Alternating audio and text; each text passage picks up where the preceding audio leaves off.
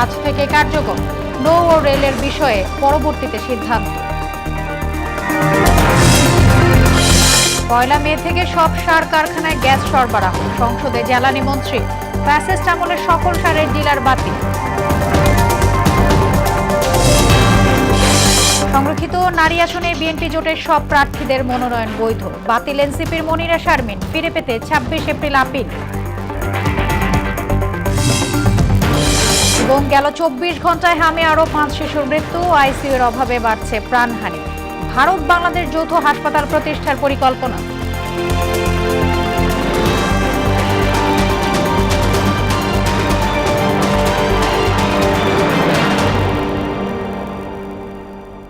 আসসালামু আলাইকুম, স্বাগতম হোনা সংবাদে। এতক্ষণ শুনছিলেন শিরোনাম, আর পুরো সংবাদ জুড়ে আছি আমি সোনিয়া ইসলাম। এবারে জানাবো বিস্তারিত। জ্বালানি তেলের দাম বৃদ্ধিতে দেশজুড়ে বাস ভাড়া বাড়ানোর ঘোষণা দিয়েছে সরকার। ঢাকা ও চট্টগ্রাম মহানগর সহ দূরপাল্লার বাসে প্রতি কিলোমিটারে ভাড়া বেড়েছে 11 পয়সা। বাড়তি ভাড়া আদায় করলে কঠোর ব্যবস্থা গ্রহণের হুঁশিয়ারি দিয়েছেন সড়ক পরিবহন, নৌ ও রেলওয়ে মন্ত্রী শেখ রবিউল আলম। শামীমুজ্জামান চৌধুরীর রিপোর্ট। গেল 18 এপ্রিল ডিজেলের দাম লিটারে 15 টাকা বাড়িয়ে 115 টাকা নির্ধারণ করে সরকার। এরপর থেকেই পরিবহন ভাড়া সমন্বয়ের জোর দাবি জানিয়ে আসছিলেন পরিবহন মালিকরা। কয়েক দফায় বৈঠকের পর বৃহস্পতিবার ভাড়া সমন্বয়ের আনুষ্ঠানিক ঘোষণা দেয় সরকার। আমরা এটা দেখতে চাচ্ছি না। সড়ক পরিবহন মন্ত্রী সচিবালয়ে এক ব্রিফিংয়ে প্রতি কিলোমিটার 11 পয়সা বাস ভাড়া বৃদ্ধির ঘোষণা দেন। ঢাকা চট্টগ্রাম মহানগরীতে প্রতি কিলোমিটারে 2 টাকা 42 পয়সা থেকে 11 পয়সা বাড়িয়ে 2 টাকা 53 পয়সা করা হয়। দূরপাল্লার প্রতি কিলোমিটার ভাড়া 2 টাকা 12 পয়সা থেকে বাড়িয়ে 2 টাকা 23 পয়সা করা হয়। মন্ত্রী জানান, এই ভাড়া বৃদ্ধি শুধুমাত্র ডিজেল চালিত বাসের ক্ষেত্রে প্রযোজ্য হবে। সিএনজি চালিত বাসের ক্ষেত্রে আগের ভাড়াই বহাল থাকবে। পার কিলোমিটার ঢাকা এবং চট্টগ্রাম মহানগরে 11 পয়সা বাড়বে। আন্তজেলা যেখানে 52 সিটের গাড়ি আছে সেখানেও পার কিলোমিটার 11 পয়সা বাড়বে। আর ডিটিসি একটা এরিয়া আছে আপনারা জানেন, এবং মিনি বাস, সেখানেও পার কিলোমিটার 11 পয়সা বাড়ানোর একটা সমন্বয় করার একটা সিদ্ধান্ত আমরা নিয়েছি। এটা সমন্বয় করতে চাই। ভবিষ্যতে তেলের দাম কমলে বা বাড়লে একই প্রক্রিয়ায় ভাড়া সমন্বয় করা হবে বলে জানান সড়ক পরিবহন মন্ত্রী শেখ রবিউল আলম। এই সমন্বয়টা শুধু এবার বৃদ্ধির ক্ষেত্রে না, তেলের দাম পুনরায় কমলে আবার এই একই প্রক্রিয়ায় ভাড়া কমবে। আবার তেলের দাম যদি বাড়ে কোনো কারণে, তাহলে একই প্রক্রিয়ায় ভাড়া সমন্বয় হবে। সড়ক পথে ভাড়া বাড়লেও নৌপথ ও রেলপথে ভাড়া বাড়ানোর বিষয়ে এখনো সিদ্ধান্ত নেয়নি মন্ত্রণালয়। রেলেরটা, নৌয়েরটা এখনো পর্যন্ত আমাদের বিবেচনায় আসেনি। শামীমুজ্জামান চৌধুরী, মোহনা সংবাদ, ঢাকা। বলতেই পারে না। কৃষিখাতকে গুরুত্ব দিয়ে 1 মে থেকে সার কারখানায় গ্যাস সরবরাহ নিশ্চিত করা হবে বলে জানিয়েছেন বিদ্যুৎ ও জ্বালানি মন্ত্রী ইকবাল হাসান মাহমুদ টুকু। তিনি বলেন, উৎপাদনকে গুরুত্ব দিয়ে সরকার কলকারখানায় নিরবচ্ছিন্ন গ্যাস সরবরাহ চেষ্টা করছে। বিকেলে জাতীয় সংসদ অধিবেশনে এসব কথা বলেন তিনি। 2016 সাল থেকে গ্যাসের ঘাটতি ও চাপ কমে যাওয়ায় সরবরাহে বিঘ্ন ঘটছে উল্লেখ করে জ্বালানি মন্ত্রী বলেন, বিগত সরকারের সময়ে গ্যাস অনুসন্ধান হয়নি। তারা এই সেক্টরকে আমদানি নির্ভর করে গেছে বলে অভিযোগ করেন তিনি। যে 1 তারিখ থেকে আমরা, যদিও বিদ্যুতের উৎপাদন আমাদের ক্ষতিগ্রস্ত হবে, তারপরে দেশের কৃষির কথা চিন্তা করে আমরা 1 তারিখ থেকে ফার্টিলাইজার ফ্যাক্টরিতে গ্যাস দেওয়ার সিদ্ধান্ত নিয়েছি। যে বিগত সরকার ইমিউনিটি বিল পাস করে কোনো জবাবদিহিতা করতে হবে না, এইটা করে পুরা সেক্টরটাকে আমদানি ভিত্তি করে দিয়েছে। আগামী ডিসেম্বর জানুয়ারিতেই হযরত শাহজালাল আন্তর্জাতিক বিমানবন্দরে 3rd টার্মিনাল চালু হবে বলে আশা জানালেন বেসামরিক বিমান পরিবহন ও পর্যটন প্রতিমন্ত্রী এম রশিদুজ্জামান মিল্লাত। সকালে সচিবালয়ে প্রধানমন্ত্রীর সঙ্গে বৈঠক শেষে এই কথা জানান তিনি। এ সময় যে কোনো মূল্যে বিমানকে লাভজনক করতে প্রধানমন্ত্রী নির্দেশ দিয়েছেন বলেও জানান প্রতিমন্ত্রী। এছাড়া আগামী 2-3 মাসের মধ্যে কক্সবাজার বিমানবন্দর থেকে আন্তর্জাতিক ফ্লাইট চালুর কথাও জানান তিনি। তানজিদ ভুঁইয়ার প্রতিবেদন। বৃহস্পতিবার সচিবালয়ে প্রধানমন্ত্রী তারেক রহমানের সঙ্গে বৈঠক করেন বিশ্ব সাহিত্য কেন্দ্রের প্রতিষ্ঠাতা অধ্যাপক আব্দুল্লাহ আবু সাইদ, শিক্ষামন্ত্রী ডক্টর আনম এহসানুল হক মিলন সহ বেশ কয়েকজন মন্ত্রী উপদেষ্টাও এ সময় উপস্থিত ছিলেন। এতে প্রাথমিক, মাধ্যমিক ও উচ্চ মাধ্যমিক পর্যায়ে শিক্ষার্থীদের বই পড়ার অভ্যাস গড়ে তোলায় সরকার ও বিশ্ব সাহিত্য কেন্দ্র একসঙ্গে কাজ করবে বলে সিদ্ধান্ত হয়। এর আগে সকালে প্রধানমন্ত্রীর সঙ্গে বৈঠক করেন বেসামরিক বিমান পরিবহন ও পর্যটন মন্ত্রী আফরোজা খানম রিতা ও প্রতিমন্ত্রী এম রশিদুজ্জামান মিল্লাত। বৈঠক শেষে প্রতিমন্ত্রী সাংবাদিকদের জানান, দ্রুততম সময়ের মধ্যে শাহজালাল আন্তর্জাতিক বিমানবন্দরের 3rd টার্মিনাল চালু করা হবে। আগে দুর্নীতি হয়েছে সেগুলো খতিয়ে দেখছি আমরা একটা কম্প্রিহেনসিভ প্রপোজাল তৈরি করছি যে কি কি অসুবিধাগুলো ছিল সেগুলিকে দূরীকরণ করার জন্য একটা কঠোর পদক্ষেপ নিতে হলেও আমরা নিব। খুব শিগগিরই আমরা এটা ওপেন করতে পারি, হয়তো আমাদের বাজেট অধিবেশনের পরে আমরা এটা ফিক্স করব, তারপরে এটা ওপেন করব। আমরা যদি বিমানগুলি আনতে পারি, আমাদের এই স্লটগুলি আমরা যদি সম্পূর্ণ ফিল আপ করতে পারি, বিমান একটা বিশাল প্রফিট করতে পারে। বলেন, কক্সবাজার, সুন্দরবন ও কুয়াকাটাকে আকর্ষণীয় পর্যটন নগরীতে রূপান্তরের পরিকল্পনাও নেওয়া হচ্ছে। সুন্দরবন, কক্সবাজার, কুয়াকাটা এবং আমাদের বান্দরবনের যে হিলগুলি আছে, যেমন ধরেন দার্জিলিং যাই আমরা, এই হিল ট্র্যাকসে অনেকগুলি হিল আছে অত উঁচায়, যেখানে মেঘ ছুঁয়ে যায়। পিপিপি মডেলে আমরা যদি ইনভেস্টর পাই, তাদেরকে আমরা দিব। দেশের পর্যটন কেন্দ্রগুলোকে লাভজনক করতে সরকার পিপিপি মডেল পরিকল্পনা বাস্তবায়নের কথা ভাবছে বলেও জানান বিমান প্রতিমন্ত্রী। $1 ট্রিলিয়ন অর্থনীতিতে আমরা যে 2034 সালে পৌঁছতে চাই, সেটার প্রেক্ষাপটে আমরা যাতে একটা ভালো অবদান রাখতে পারি। তানজিদ ভুইয়া, মোহনা সংবাদ, ঢাকা। আওয়ামী ফ্যাসিস্ট আমলে নিয়োগ পাওয়া সব সার ডিলার বাতিল করেছে সরকার। তাদের পরিবর্তে খুব দ্রুতই নতুন ডিলার নিয়োগ দেওয়া হবে। সংসদ লবিতে সংবাদ সম্মেলনে এ তথ্য জানান সংসদের চিফ হুইপ নুরুল ইসলাম মনি। এ সময় তিনি আরও জানান, দেশের চলমান জ্বালানি সংকট সমাধানে 10 সদস্যের কমিটি করা হয়েছে। এতে সরকারি দল থেকে 5 জন এবং বিরোধী দল থেকে 5 জন সদস্য রাখা হবে। কমিটির নেতৃত্বে থাকবেন বিদ্যুৎ ও জ্বালানি মন্ত্রী ইকবাল হাসান মাহমুদ চুকু। বিরোধী দলীয় নেতার প্রস্তাবকে সমর্থন জানিয়ে প্রধানমন্ত্রী তারেক রহমান এই বিষয়ে বক্তব্য রাখেন। পরে সংসদে সর্বসম্মতক্রমে এই প্রস্তাব পাশ হয়। দেশের সব পাটকল দ্রুত সচল করার কথা জানিয়ে পাট ও বস্ত্রমন্ত্রী খন্দকার আব্দুল মুক্তাদির বলেছেন, ডিসেম্বরের মধ্যে আরও 6টি পাটকল বেসরকারি কর্তৃপক্ষের কাছে হস্তান্তর করা হবে। বন্ধ পাট মিল ইজারা সংক্রান্ত বিষয়ে স্টেক হোল্ডারদের সঙ্গে বৈঠক শেষে কথা বলেন তিনি। সচল হওয়া মিলে বৈদেশিক মুদ্রা অর্জনের পাশাপাশি বিপুল কর্মসংস্থান হবে বলেও জানান পাটমন্ত্রী। পাট এবং বস্ত্রকলের অধীনে যে কয়টি মিল আছে, অদূর ভবিষ্যতে সবগুলি মিল আপনারা কোনোটি এই খাতে, কোনোটি ভিন্ন খাতের বিনিয়োগে চালু অবস্থায় দেখবেন, হাজার হাজার কর্মসংস্থান সৃষ্টি হতে দেখবেন এবং মূল্যবান বৈদেশিক মুদ্রা এবং অনেকগুলি ইম্পোর্ট সাবস্টিটিউট ইন্ডাস্ট্রি এই খাতে প্রতিষ্ঠিত হবে। আগামী দিন সেই পরিকল্পনা নিয়ে আমরা এগিয়ে যাচ্ছি। চট্টগ্রামের সিটি কলেজের ঘটনা দুঃখজনক উল্লেখ করে জামায়াতের আমির বলেন, ক্যাম্পাসে শিক্ষার্থীরা যাবে জ্ঞানের চর্চা করতে, রক্ত ঝরাতে নয়। যেই দলের এই রক্ত ঝরুক তা দুঃখজনক। সকালে মিরপুরে এসএসসি পরীক্ষার কেন্দ্র পরিদর্শন শেষে জামায়াতের আমির ও জাতীয় সংসদের বিরোধী দলীয় নেতা ডক্টর শফিকুর রহমান এসব কথা বলেন। এ সময় তিনি আরও বলেন, রাজনীতিতে প্রাধান্য দিয়ে সরকার ও দেশ পরিচালিত হোক, এটা আর চাই না। দেশ পরিচালিত হোক মেধাকে প্রাধান্য দিয়ে। ওখানে যাবে তারা জ্ঞানের চর্চার জন্য, ওখানে যাবে কেন তারা রক্ত ঝরানোর।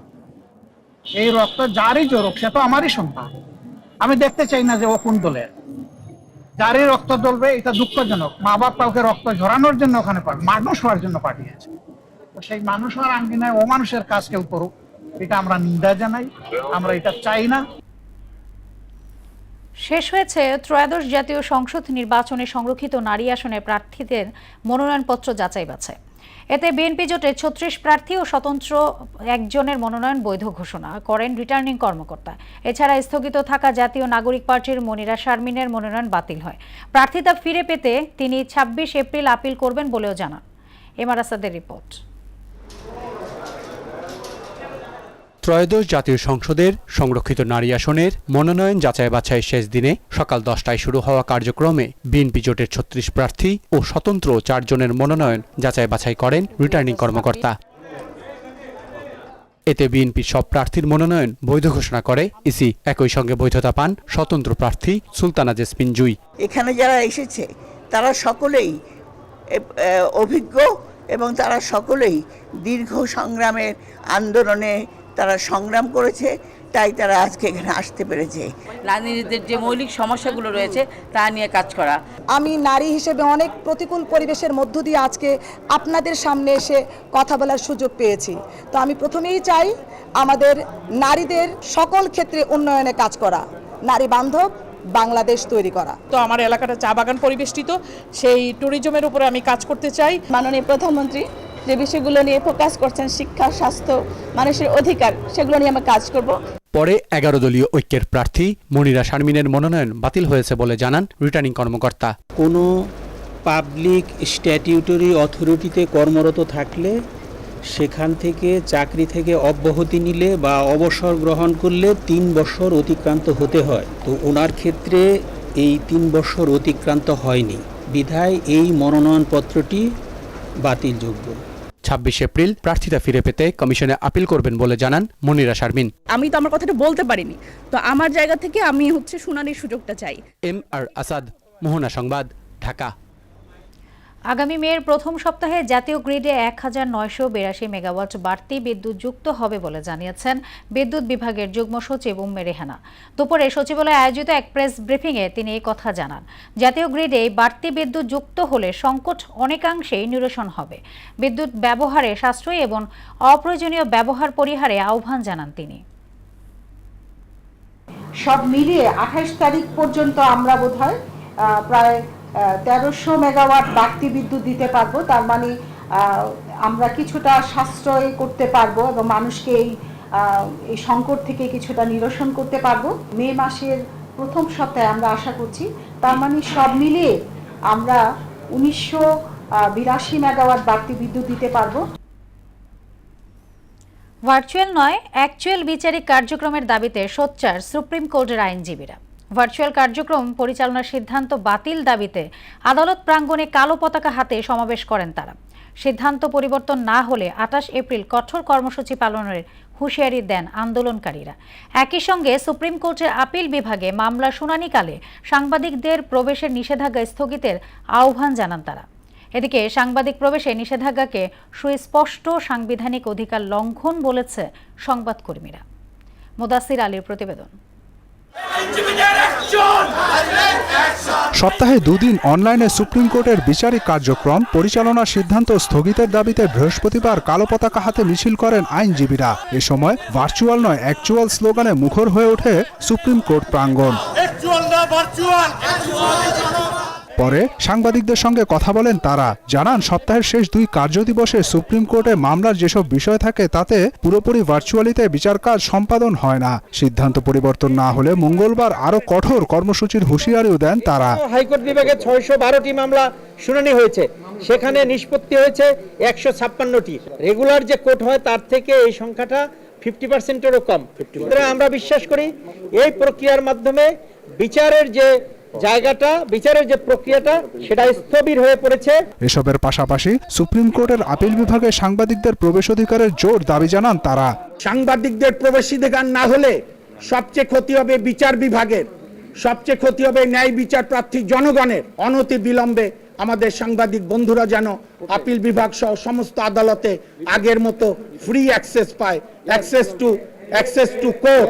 এদিকে জানুয়ারি মাস থেকে আপিল বিভাগ সহ সুপ্রিম কোর্টের এজলাসে সাংবাদিকদের প্রবেশ অধিকার না থাকাকে সুস্পষ্ট সাংবিধানিক অধিকার লঙ্ঘন বলে অভিযোগ করলেন ল রিপোর্টার্স ফোরামের সভাপতি হাসান জাভেদ। সংবিধান কিন্তু আমাকে অধিকার দিয়েছে 39 অনুচ্ছেদে যে আমি এই সংবাদপত্রের স্বাধীনতা, বাক স্বাধীনতার কথা সেখানে বলা আছে।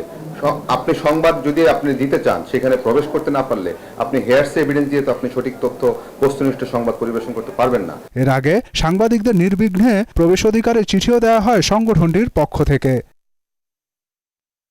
মুদাসসির আলী, মোহনা সংবাদ, ঢাকা। দেশজুড়ে থামছে না হামের প্রাদুর্ভাব। গেল 24 ঘন্টায় এতে আরও 5 শিশুর মৃত্যু হয়েছে। একই সময়ে আক্রান্ত হয়েছেন 1000-এর বেশি। রোগীর স্বজনদের অভিযোগ, আইসিইউ এর অভাবে বাড়ছে মৃতের সংখ্যা, আর চিকিৎসকরা জোর দিচ্ছেন সচেতনতার দিকে। বিস্তারিত বিজন কুমারের রিপোর্টে। কপালে চিন্তার ভাঁজ, চোখ ভিজে যাচ্ছে কান্নায়। হামের ছোবলে সন্তানের গোঙানির শব্দ বুকে বিঁধছে সূচের মতো। ভারাক্রান্ত হৃদয়ের কান্না স্বর এতটাই চেপে ধরেছে যেন আটকে যাচ্ছে মুহূর্তে মুহূর্তে। এই দৃশ্য ডিএনসিসি হাসপাতালের শিশু ওয়ার্ডের। গেল 2 দিন আগে হামে আক্রান্ত মেয়েকে নিয়ে এসেছেন তিনি। গণমাধ্যম আর চোখের সামনে শিশুর মৃত্যু দেখে আতকে উঠছেন ক্ষণে ক্ষণে। একই অবস্থা পাশের শয্যায় আক্রান্ত শিশুটির বাবারও। বাচ্চাটা প্রসব হইতেছে না, হাম হচ্ছে, আর চোখের সামনে দিয়ে আইসিসিতে নিয়ে যাইতেছে, সিট পাচ্ছে না। আমি এখন কই যাবো দিশারায়। অনেক ভয়াবহ অবস্থা ভাবে আইসিইউতে নিয়ে যায়, সেখানে বাচ্চা টিকে না, সিট পাওয়া যায় না। এই যে এখন কি অবস্থা, মানে খুবই টেনশনে থাকি আমরা বাচ্চাদেরকে নিয়ে। হাসপাতালটির শিশু ওয়ার্ড ঘুরে দেখা গেছে হামের ভয়াবহ রূপ। প্রতিটি শয্যা থেকে ভেসে আসছে শিশুর কান্না। সবার অভিযোগ, নগরীর হাসপাতালগুলোর আইসিইউতে শয্যার অভাবে বাড়ছে মৃত্যু। আইসিইউর সংকটের কারণে বাচ্চাদের মৃত্যুটা বাড়তেছে, কারণ সেভাবে কারো অ্যাবিলিটি নাই যে ভালো কোনো আইসিইউতে রেখে বাচ্চার চিকিৎসা করবে। স্বাস্থ্য অধিদপ্তরের পরিসংখ্যান বলছে গেল 24 ঘন্টায় হামের উপসর্গ নিয়ে আরো 5 জনের মৃত্যু হয়েছে। আক্রান্তের সংখ্যা 1295 জন। আর গেল 15 মার্চ থেকে এখন পর্যন্ত হামের উপসর্গ নিয়ে মোট মৃত্যু হয়েছে 233 জনের। আমি নারায়ণগঞ্জ থেকে প্রথম গিয়েছি আপনার মাওতালেতে মেডিকেলে পাঠাইছে, মেডিকেলেতে তারপরে এইখানে আসা হয়েছে। পুরো ঢাকায় শহরেরই শর্ট, পুরো জায়গাতেই শর্ট। এটা হাসপাতাল বাড়ানো দরকার এই রোগের জন্য। সচেতনতার অভাবে বাড়ছে আক্রান্তের হার। এক্ষেত্রে পারিবারিকভাবে বাড়তি যত্নের পরামর্শ দেন এই চিকিৎসক। যখনই কোনো বাচ্চার উচ্চমাত্রার জ্বর আসছে, তখনই বাচ্চাটিকে হাম, আপনি চিন্তা করুন এটা হাম হতে পারে, হয়ে তাকে আপনি আলাদা করে ফেলুন, অন্য বাচ্চাদের থেকে তাকে আলাদা করে ফেলুন যেন বাচ্চাটি ছড়াতে না পারে। গেল 16 মার্চ থেকে 24 এপ্রিল পর্যন্ত শুধু এই হাসপাতালটিতে 2000-এরও বেশি রোগী চিকিৎসা নিয়েছেন। বিজন কুমার, মোহনা সংবাদ, ঢাকা। বাংলাদেশিদের জন্য মানসম্মত সাশ্রয়ী স্বাস্থ্যসেবা নিশ্চিত করতে ভারত প্রতিশ্রুতিবদ্ধ, দেশটির হাই কমিশনার প্রণয় ভার্মা। এই লক্ষ্যে সৃষ্ট জটিলতা কাটাতে নানামুখী ব্যবস্থা গ্রহণের কথা জানান এই কূটনীতিক। সকালে রাজধানীর একটি হোটেলে রিদম গ্রুপের সঙ্গে ভারতের মণিপাল হসপিটালের স্বাস্থ্যসেবা চুক্তি অনুষ্ঠানে এসব কথা বলেন ভারতীয় হাই কমিশনার। অংশীদারিত্বের মাধ্যমে স্বাস্থ্যসেবা বাড়াতে দীর্ঘমেয়াদে ভারত বাংলাদেশ যৌথ হাসপাতাল প্রতিষ্ঠা করার পরিকল্পনাও ভারত সরকারের রয়েছে বলেও জানান তিনি। Future of our bilateral cooperation will have to be shaped not only by governments but also by businesses, entrepreneurs and institutions. India's strengths in advanced medical expertise, and we heard the presentation from Manipal Group, the quality healthcare systems, innovation and affordability that India offers are globally recognized. দেশের অর্থনৈতিক হৃৎপিণ্ড চট্টগ্রাম বন্দর বিদেশিদের হাতে তুলে দিলে দীর্ঘমেয়াদে নেতিবাচক প্রভাব পড়তে পারার আশঙ্কা করছে স্টুডেন্ট ফর সভরেন্টি। তাই গুরুত্বপূর্ণ এই স্থাপনাকে বিদেশি প্রতিষ্ঠানের কাছে ইজারা না দেওয়ার আহ্বান জানিয়েছেন সংগঠনটি। দুপুরে ঢাকা বিশ্ববিদ্যালয়ের মধুর ক্যান্টিনে আয়োজিত এক সংবাদ সম্মেলনে এ দাবি জানান সংগঠনের আহ্বায়ক জিয়াউল হক। কস্ট বেনিফিট বিশ্লেষণের প্রয়োজনীয়তার কথাও তুলে ধরেন তিনি। বলেন, এই ধরনের কর্মসূচি বাস্তবায়ন করলে সরকার ঘোষিত $1 ট্রিলিয়ন অর্থনীতি অর্জন কঠিন হয়ে পড়বে। বন্দরের নামে দেশ কি দিচ্ছে এবং বিনিময়ে আমাদের দেশ কি পাবে, এই মৌলিক প্রশ্নের উত্তর ইকোনমিক হিটম্যানরা দিচ্ছে না। কেন দিচ্ছে না, সেটি একটি বড় প্রশ্ন। বান্দরবানের টঙ্কাবতী ইউনিয়নের 6 নং ওয়ার্ডের হাতিরঢেরা থেকে 6 শ্রমিককে অপহরণ করা হয়েছে। পুলিশ ও স্থানীয়দের তথ্য মতে বুধবার রাত 11:30টায় মোহাম্মদ ইসমাইলের মালিকানাধীন রাবার বাগান থেকে সন্ত্রাসীরা তাদেরকে অপহরণ করে নিয়ে যায়। অপহৃতরা হল মোহাম্মদ ইসমাইল, মোহাম্মদ আরাফাত, মোহাম্মদ শফিক, নুরুল আফসার, মোহাম্মদ কলিমুল্লাহ, মোহাম্মদ রমিত। এবারে জানাবো আন্তর্জাতিক সংবাদ। হরমুজে ইরান ও যুক্তরাষ্ট্রের অবরোধ এবং অনিশ্চয়তার জেরে আন্তর্জাতিক বাজারে অপরিশোধিত জ্বালানি তেলের মূল্য 4% বেড়েছে। যুদ্ধবিরতির মেয়াদ বাড়ানোর লক্ষ্যে ওয়াশিংটনে ইসরায়েল ও লেবাননের মধ্যে দ্বিতীয় দফার বৈঠক অনুষ্ঠিত হতে যাচ্ছে। যুদ্ধবিরতি উপেক্ষা করে লেবাননে আগ্রাসন চালাচ্ছে দখলদার ইসরায়েলি বাহিনী। এতে এক সাংবাদিক সহ 5 জন নিহত হয়েছে। ঐশী আলমের ডেস্ক রিপোর্ট। হরমুজে ইরান ও যুক্তরাষ্ট্রের অবরোধ এবং অনিশ্চয়তার জেরে আন্তর্জাতিক বাজারে অপরিশোধিত জ্বালানি তেলের মূল্য 4% বেড়েছে। ইরানের সঙ্গে চলমান যুদ্ধবিরতির মেয়াদ বাড়ানো নিয়ে সময়ের কোনো চাপ নেই বলে জানিয়েছেন মার্কিন প্রেসিডেন্ট ডোনাল্ড ট্রাম্প। এই সংঘাত শেষ করতে তিনি কোনো তাড়াহুড়া করছেন না এবং তিনি একটি ভালো চুক্তি চান। বর্তমানে চলমান 10 দিনের যুদ্ধবিরতির মেয়াদ বাড়ানোর লক্ষ্যে ওয়াশিংটনে অনুষ্ঠিত হতে যাচ্ছে ইসরায়েল ও লেবাননের দ্বিতীয় দফার বৈঠক। যুদ্ধবিরতি উপেক্ষা করে লেবাননে আগ্রাসন চালাচ্ছে দখলদার ইসরায়েলি বাহিনী। এতে একজন সাংবাদিক সহ 5 জন নিহত হয়েছে। হিজবুল্লাহ সেনাদের লক্ষ্য করে হামলার নামে ঘরবাড়ি ও ব্যবসা প্রতিষ্ঠান থেকে বিপুল পরিমাণে সম্পদ লুট করছে ইসরায়েলি সেনারা। ঐশী আলম, মোহনা সংবাদ। জাতীয় দলের পাইপলাইন মজবুত করতে বড় ভূমিকা রাখে হাই পারফরম্যান্স এইচপি বিভাগের, যে কারণে প্রতি বছরে এইচপি বিভাগের জন্য খেলার সূচি আলাদা করে সাজানোর চেষ্টা ও পরিকল্পনা থাকে বিসিবির। আসন্ন মৌসুমেও এইচপি নিয়ে পরিকল্পনা প্রকাশ্যে এসেছে। জানা গেছে এইচপির প্রধান কোচ হতে যাচ্ছেন মোহাম্মদ সালাউদ্দিন। জাতীয় দলে কাজ করা এই কোচের ওপরে পরের মৌসুমের জন্য ভরসা রাখতে যাচ্ছে বিসিবি। সবকিছু ঠিক থাকলে এইচপির ট্রেনিং শুরু হবে মে মাসে। এরপর জুনে জিম্বাবুয়ে এ দল এইচপি বিভাগের সঙ্গে খেলতে আসবে। এবারে ফুটবল।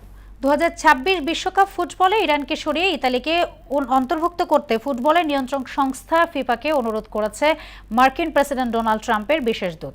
বুধবার ফিনান্সিয়াল টাইমসের প্রতিবেদনে এই তথ্য জানানো হয়।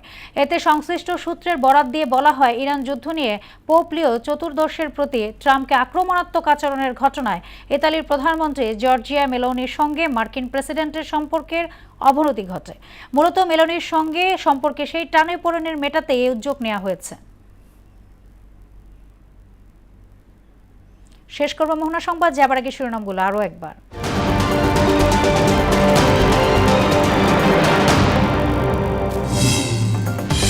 ডিজেল চালিত বাসে কিলোমিটারে ভাড়া বাড়ল 11 পয়সা। আজ থেকে কার্যকর নৌ ও রেলের বিষয়ে পরবর্তীতে সিদ্ধান্ত। পয়লা মে থেকে সব সার কারখানায় গ্যাস সরবরাহ, সংসদে জ্বালানি মন্ত্রী। বিগত সরকার আমলে সকল সারের ডিলারশিপ বাতিল। সংরক্ষিত নারী আসনে বিএনপি জোটের সব প্রার্থীর মনোনয়ন বৈধ। বাতিল এনসিপির মনিরা শারমিন, ফিরে পেতে 26 এপ্রিল আপিল। এবং গেল 24 ঘন্টায় হামে আরও 5 শিশু মৃত্যু। আইসিইউ এর অভাবে বাড়ছে প্রাণহানি। ভারত বাংলাদেশ যৌথ হাসপাতাল প্রতিষ্ঠার পরিকল্পনা।